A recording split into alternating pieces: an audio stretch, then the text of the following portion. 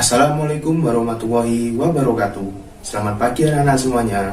Semoga pada pagi hari ini kalian tetap diberikan kesehatan dan juga tentunya tetap semangat dalam belajar. Sebelum kita mulai pembelajaran kita kali ini, alangkah baiknya kita berdoa terlebih dahulu agar kalian diberikan kemudahan, kelancaran, serta apa yang saya sampaikan nantinya dapat bermanfaat bagi kalian semua. Berdoa sesuai dengan kepercayaan dan keyakinan masing-masing. Dimulai.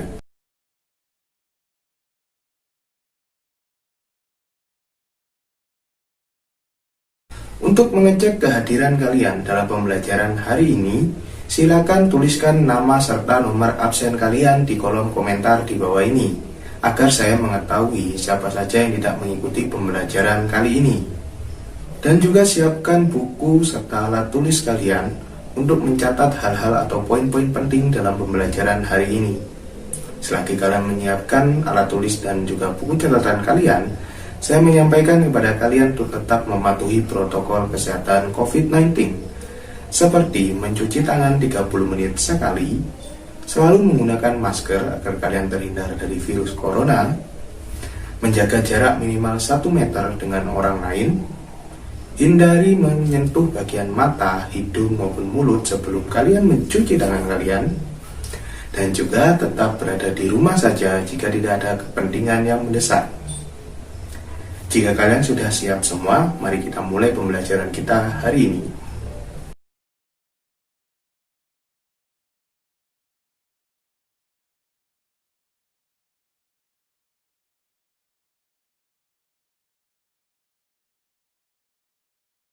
Pada pertemuan sebelumnya, kita sudah mempelajari mengenai perkembangan kolonialisme dan imperialisme bangsa Eropa di Indonesia, seperti Portugis, Spanyol, VOC, Inggris, dan Belanda.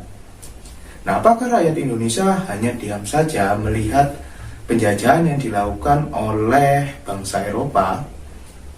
Tentu tidak. Mereka melakukan perlawanan. Maka dari itu, hari ini kita akan pelajari mengenai perlawanan rakyat Indonesia terhadap penjajahan bangsa Eropa sebelum abad ke-20. Dari ciri-ciri perlawanan sebelum abad ke-20, latar belakang perlawanan rakyat Indonesia, jalannya perlawanan, kemudian akhir perlawanan. Nah, di antara kalian, adakah yang mengetahui ciri-ciri perlawanan sebelum abad ke-20?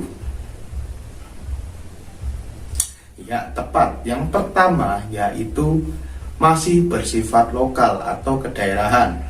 Jadi, perlawanan rakyat Indonesia sebelum abad 20 itu sifatnya masih kedaerahan. Jadi, per daerah-daerah melakukan perlawanan terhadap penjajahan, bukan secara menyatu atau menyeluruh, atau yang lebih mudahnya adalah secara nasional. Seperti contoh, perlawanan daerah Aceh, perlawanan daerah Maluku, kemudian daerah Mataram, Batavia, Banten, Makassar, dan lain sebagainya. Itu sifatnya masih per daerah-daerah. Kemudian yang kedua, ya tepat, yang kedua yaitu masih dipimpin oleh orang-orang yang memiliki karisma atau orang-orang yang memiliki aura kepemimpinan, seperti tokoh masyarakat, tokoh adat, tokoh kerajaan, tokoh agama, sultan, dan lain sebagainya. Jadi perlawanannya masih tergantung oleh orang-orang yang memiliki karisma atau sifat kepemimpinan. Kemudian ciri-ciri yang ketiga yaitu masih belum terorganisir. Jadi perlawanan rakyat Indonesia sebelum abad ke-20 sifatnya masih frontal. Perlawanannya masih tidak terorganisir secara baik. Kemudian ciri-ciri yang keempat yaitu masih terlalu bergantung kepada pimpinan atau pemimpin. Jadi jika seorang pemimpin perlawanan itu dapat ditangkap atau dibunuh, maka perlawanan dari rakyat lainnya akan mulai menurun, tidak gencar seperti saat pemimpin tersebut masih belum ditangkap atau dibunuh. Hal inilah yang membuat bangsa Eropa mudah untuk memadamkan perlawanan dari rakyat, karena yang diincar oleh orang Eropa adalah pemimpin dari perlawanan tersebut. Nah, perlawanan rakyat yang pertama yaitu perlawanan rakyat Aceh terhadap Portugis. Perlawanan rakyat Aceh terhadap Portugis dilatar belakangi oleh yang pertama, sejak Portugis menguasai wilayah Malaka pada tahun 1511, Portugis melarang para pedagang-pedagang Muslim untuk berdagang di wilayah Malaka. Hal ini mengakibatkan banyak para pedagang-pedagang Muslim yang pindah ke wilayah Aceh. Kepindahan pedagang-pedagang Muslim ke Aceh ini mengakibatkan perdagangan di Aceh berkembang menjadi sangat pesat dan juga ramai, karena banyak dikunjungi oleh pedagang-pedagang Muslim dari Timur Tengah yang berdagang dengan orang-orang Muslim di Aceh. Dampaknya, Aceh bersaing dengan Malaka menjadi bandar dagang internasional. Nah, di mata Portugis, hal tersebut dipandang sebagai sebuah kekayaan dan juga sebuah ancaman karena mengganggu monopoli perdagangan Portugis di Malaka. Nah, latar belakang yang kedua yaitu sejak Aceh berkembang pesat perdagangannya, Aceh ingin memperluas wilayah kekuasaannya hingga Malaka dan merebut Malaka dari tangan Portugis. Nah, dalam melakukan perlawanan terhadap bangsa Portugis, rakyat Aceh kemudian mengatur beberapa strategi dalam melawan Portugis. Yang pertama yaitu melengkapi kapal dagang mereka dengan persenjataan, pasukan, dan juga meriam. Nah, gunanya untuk apa sih persenjataan, pasukan, dan juga meriam di kapal-kapal dagang Aceh? Nah, gunanya untuk mencegah serangan dari pihak Portugis yang akan menghadang kapal-kapal dagang dari Aceh. Nah, sehingga jika memiliki persenjataan di seluruh pasukan, kapal-kapal dagang Aceh bisa melawan pasukan Portugis. Nah, itulah sebabnya dilengkapilah persenjataan, pasukan, dan juga meriam di kapal-kapal dagang milik Aceh. Nah, kemudian strategi yang kedua yaitu mendatangkan bantuan persenjataan, pasukan, dan juga ahli perang dari Turki. Nah, karena Aceh memiliki keahlian yang sangat minim dalam peperangan, terutama karena kalah senjata dari pihak Portugis, maka dari itulah pihak Aceh mendatangkan bantuan pasukan persenjataan dan juga ahli perang dari Turki untuk membantu melawan pihak Portugis. Nah, strategi yang ketiga yaitu menjalin hubungan kerjasama dengan kerajaan-kerajaan lain seperti Kerajaan Demak, Kerajaan Gorontalo di Makassar, sampai ke Calicut di India. Nah, strategi-strategi ini gunanya untuk menghadapi perlawanan terhadap pihak Portugis. Jalannya perlawanan pada tahun 1523 sampai 1524, pihak Portugis melancarkan serangannya kepada pihak Aceh. Akan tetapi serangan dari pihak Portugis tersebut berhasil dihalau oleh pasukan Aceh, dan serangan pihak Portugis mengalami kegagalan. Akan tetapi meskipun gagal, pihak Portugis tetap berusaha untuk melemahkan perdagangan dari pihak Aceh dengan cara menyerang dan menghalang-halangi kapal-kapal dagang milik Aceh.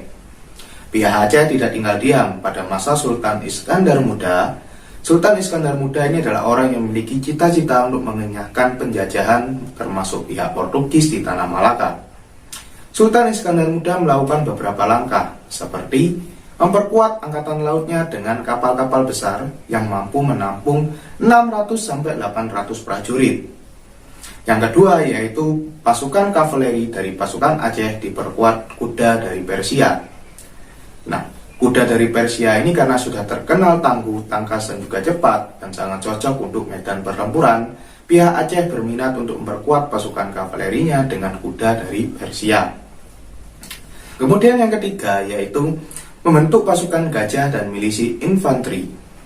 Dan yang keempat yaitu menempatkan panglima perang untuk mengawasi jalur-jalur perdagangan di wilayah Aceh, agar penyerangan dari pasukan Portugis terhadap kapal-kapal dagang Aceh itu tidak kembali terjadi.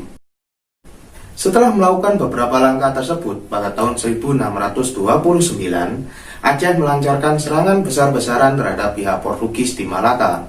Serangan ini berhasil menyulitkan dan menyudutkan pasukan Portugis. Akan tetapi, Portugis mengerahkan seluruh kekuatannya untuk menghalau serangan Aceh tersebut, dan akhirnya serangan Aceh tersebut mengalami kegagalan. Akhir perlawanan, baik Portugis maupun Aceh sama-sama gagal untuk menguasai wilayah yang diinginkan. Portugis gagal menguasai wilayah Aceh, sedangkan Aceh juga gagal untuk merebut Malaka dari tangan Portugis. Nah, yang berhasil merebut atau mengusir Portugis dari Malaka adalah VOC pada tahun 1641. Itulah akhir perlawanan dari rakyat Aceh. Perlawanan selanjutnya adalah perlawanan Demak terhadap Portugis. Perlawanan Demak terhadap Portugis ini dilatar belakangi oleh yang pertama, yaitu Portugis menguasai jalur perdagangan internasional di Malaka. Karena sebelumnya Malaka dan Demak ini masih berhubungan baik, maka pedagang-pedagang Muslim dari Demak bisa seleluasa untuk berdagang di wilayah Malaka. Akan tetapi sejak Portugis menguasai Malaka, hal itu semua berubah.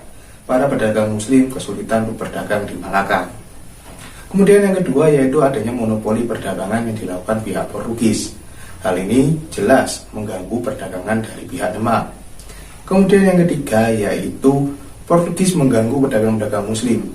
Seperti kebijakan Portugis yang melarang para pedagang-pedagang Muslim untuk berdagang. Karena hal tersebutlah Demak ingin menguasai wilayah Malaka dan memerangi pihak Portugis di Malaka. Jalannya perlawanan pada tahun 1513, Demak mengirimkan pasukan di bawah pimpinan Pati Unus. Nah, persiapan dari pasukan Pati Unus ini sudah sangat baik, akan tetapi mereka mengalami kegagalan karena jarak yang terlalu jauh dari Demak ke Malaka membuat mereka kelelahan dan kelaparan. Dan kemudian ditambah lagi dengan strategi pihak Portugis yang menunggu pihak Demak untuk menyerang atau ke wilayah yang sulit untuk dilalui oleh pihak Demak. Karena hal tersebutlah pihak Portugis berhasil memenangkan itu. Dan ternyata Pati Unus harus meninggal di sana.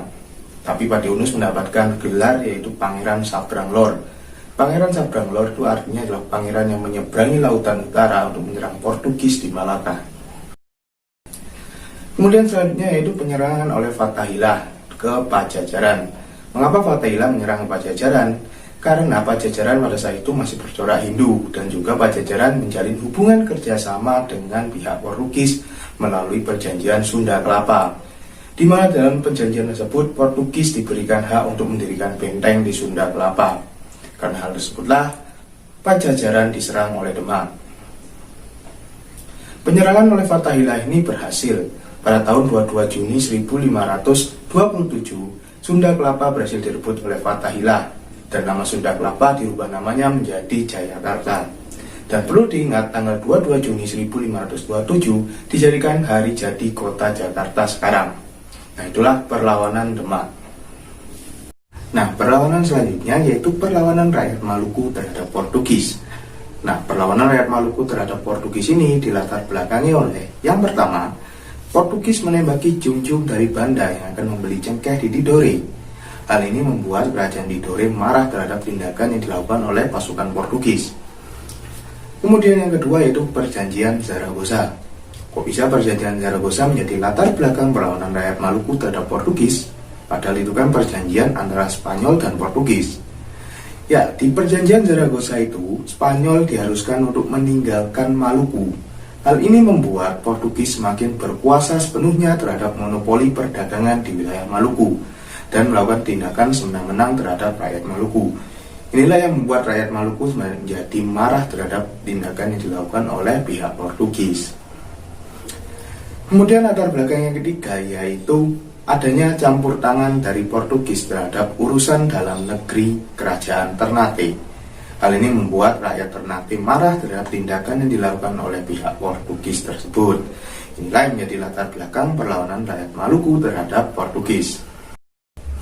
Jalannya perlawanan pada tahun 1565 muncul perlawanan dari rakyat Ternate di bawah pimpinan Sultan Hairun. Sultan Hairun untuk mencari dukungan rakyat, ia mendeklarasikan bagi rakyat Irian hingga Jawa untuk angkat senjata melawan pihak Portugis. Nah, perlawanan Sultan Hairun ini cukup berhasil menyulitkan dan menyudutkan pasukan Portugis, hingga Gubernur Jenderal Lopes de Mosqueta pada tahun 1570 mengajukan perjanjian damai dengan Sultan Hairun. Sultan Hairun yang memiliki jiwa kemanusiaan yang tinggi, ia setuju untuk perjanjian damai tersebut. Akan tetapi ternyata perjanjian damai itu hanyalah tipu muslihat dari pihak Portugis untuk menangkap Sultan Hairun. Pada saat perjanjian damai itu berlangsung, Sultan Hairun ditangkap dan berhasil dibunuh di benteng Sao Paulo. Kejadian tersebut dan tindakan licik yang dilakukan oleh pihak Portugis membuat rakyat Maluku menjadi marah, terutama rakyat Ternate. Mereka sangat marah terhadap tindakan licik yang dilakukan oleh pihak Portugis. Nah, perlawanan selanjutnya dilanjutkan oleh Sultan Babula. Nah, Sultan Babula ini perlu diketahui, ia adalah putra dari Sultan Hairun. Ia melanjutkan perlawanan ayahnya terhadap Portugis untuk mengusir bangsa Portugis dari tanah Maluku. Nah, akhir perlawanan. Nah, kira-kira bagaimana sih akhir perlawanan dari rakyat Maluku terhadap Portugis? Bagaimana Portugis bisa terusir dari tanah Maluku oleh pasukan Sultan Babula? Ya, strategi yang dilakukan oleh Sultan Babula adalah dengan cara mengepung benteng Sao Paulo selama 5 tahun dengan cara memblokade seluruh akses jalan ke benteng Sao Paulo, termasuk jalan distribusi makanan. Jadi setelah jalan ke benteng Sao Paulo itu dikepung atau diblokade oleh pasukan Sultan Babula, tidak ada yang bisa melewati jalur tersebut. Jika ada yang melewati jalur tersebut, mereka harus berhadapan dengan pasukan Sultan Babula. Dan ini berlangsung selama 5 tahun, dari tahun 1570 sampai tahun 1575. Nah, selama 5 tahun tersebut, bangsa Portugis di benteng Sao Paulo ini kekurangan bahan makanan karena jalurnya diblokade oleh pasukan Sultan Babula. Hal itulah yang mengakibatkan pada tahun 1575 Portugis memutuskan pergi dari tanah Maluku dan mereka singgah di wilayah Ambon. Akan tetapi nasib memang naas bagi pihak Portugis. Di Ambon ini Portugis harus kembali terusir oleh VOC dan mereka harus pergi ke Timor-Timor. Itulah akhir perjalanan Portugis di tanah Maluku yang terusir oleh pasukan Sultan Babula. Sultan Babula adalah pahlawan dari tanah Maluku. Namanya sekarang diabadikan menjadi nama bandara di Maluku, yaitu Bandar Udara Sultan Babula. Jika kalian pergi ke Maluku, kalian bisa melihatnya sendiri. Nah, itulah akhir dari perlawanan rakyat Maluku terhadap Portugis. Nah, sampai sini, kira-kira nilai apa yang bisa kita ambil dari perlawanan rakyat Indonesia terhadap penjajahan bangsa Portugis? Tentunya adalah semangat juang untuk membebaskan diri dari penjajahan.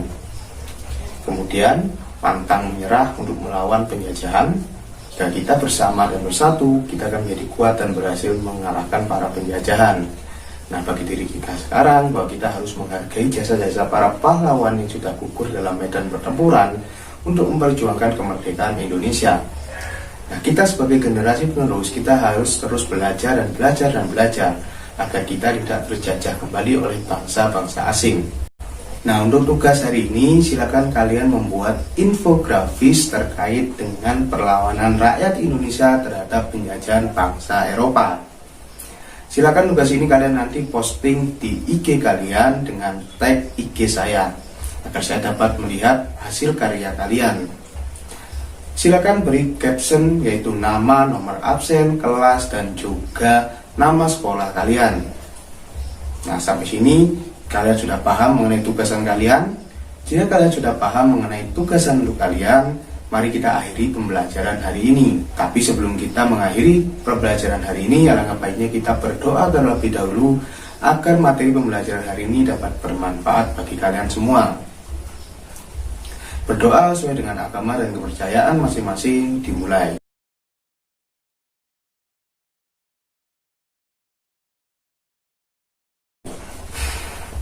Nah, jika ada salah kata, tindakan, atau sikap dari saya mohon maaf sebesar-besarnya.